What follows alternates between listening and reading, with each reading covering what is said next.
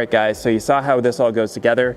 We've got our cooling fan right there, and then this is our inlet, so if we want to charge it using 120 volt AC, then we can just do that right through there. And then we've got 220 volt outlets right here. You could probably fit at least 2 more on this side of the Packout Kit. Alright guys, full disclosure on this EcoFlow Delta unit. They did send this to me for free. The deal that I typically make with most companies like this is that if I like it, I will make a video on it. If I don't like it, then I will not make a video on it. So on the screen here, you can see that there's 81% battery left. This here says 99 hours right now because there's nothing plugged in. But if you plug something in, it'll basically kind of estimate how much battery power that you have in terms of minutes and hours left. And then on the right here, it says input and output. So you'll basically be able to see how many input watts that are coming into it, if you have a solar panel hooked up to it, or if you're plugging into the wall or your car charger. Below is the output, so you can see how many watts are being put out of the unit when you have something plugged into it. So they've got 2 USB-A outlets, and then they've also got some fast charge USB outlets, and then also some USB-C outlets. So on this side here, you can fit up to 6 AC outlets. And if you wanted to run something off of a car outlet, then you just plug it in right there. So we'll go over charging this unit in a second, but you just basically plug in a cord right into there for your AC. And then for either the solar panel or the car charger, so if you're gonna plug it directly into your car to charge it, then you plug it right into there. And that is a XT-60 outlet. So like you saw in the intro videos, you can use something like a Sawzall.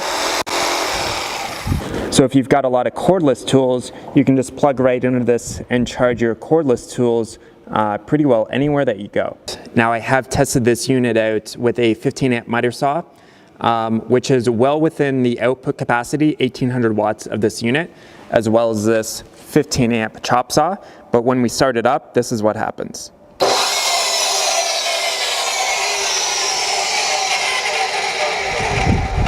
So you can see there that it overloads the unit. And the reason why that happens is that the inrush current of the saw when the motor's starting up is greater than the surge capacity of this. So the surge is up to 3,300 watts.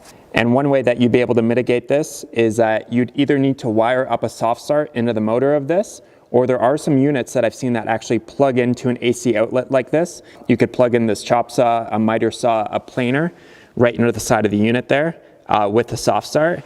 And that should prevent this from happening. So I'm definitely new to some of these portable battery generators. I've just got this plugged into the wall right now over there. And you can see that at 82%, it's still gonna only take about 30 minutes to charge this to 100%. So you can see that there's about 680 watts coming into the unit. So if you were to compare this to the Goal Zero Yeti 1400, if you had that plugged in with a wall charger, it would take 25 hours to charge from 0% all the way up to 100%. If this unit was at 0%, it would take about 1.7 hours to charge from 0 all the way up to 100.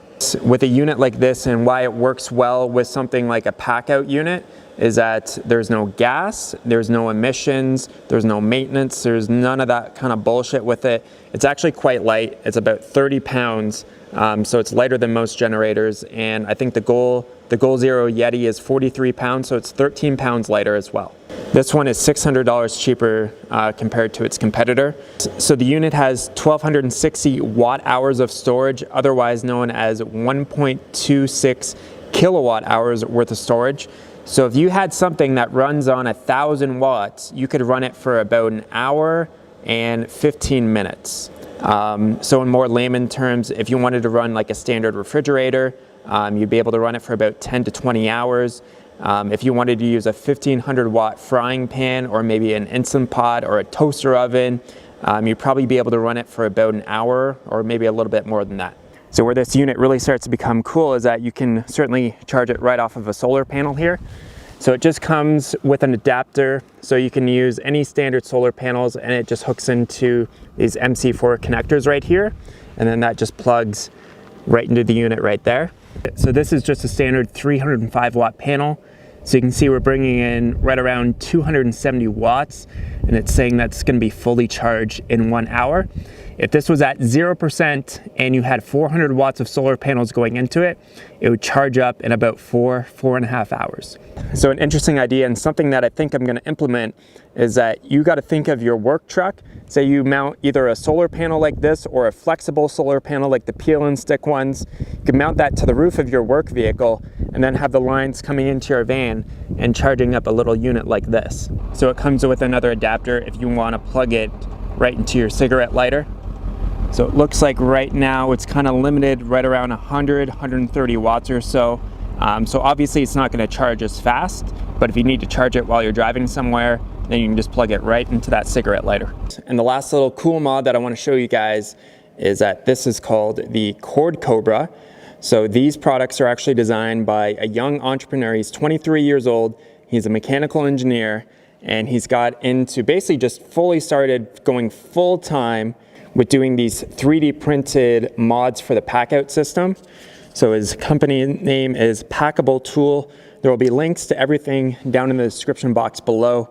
But this is called the Cobra. He's got also the level lizard. So if you want a 2-foot level or a 4-foot level integrated with your Packout system, then he's got lots of really cool little mods like this. So this holds an extension cord, which is really perfect for a portable battery generator.